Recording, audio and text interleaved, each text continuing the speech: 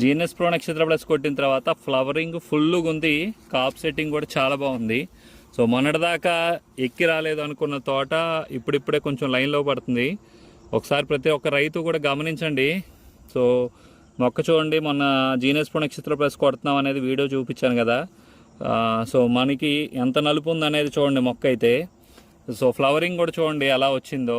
So దాంతోపాటు మనం చెప్పిన మందులు ప్రతి ఒక్కటి కూడా సో క్వాలిటీ ఉంటుంది, తక్కువ బడ్జెట్లో కాప్ సెట్టింగ్ ఉంటుంది. సో దాంతోపాటు వచ్చేసరికి ఒకటే మందు ఎక్కువ పనితనాన్ని చూపిస్తుంది. మామూలుగా ఏదో పెరిగిపోకుండా చెట్టు అనేది ఒక పల్లకిలాగా రావడం జరుగుతుంది. సో మీరు గమనించుకోవచ్చు కాప్ సెట్టింగ్ కూడా ఎలా ఉంది, ఏంది ధీరా టూస్ ఇదంతా కూడా. సో ఒకసారి గమనించుకోవచ్చు. సో జీఎన్ఎస్ ప్రో నక్షత్ర ప్లస్ కొట్టిన తర్వాత ఎలా ఉందనేది మీరు ఒక్కసారి కామెంట్ చేయండి.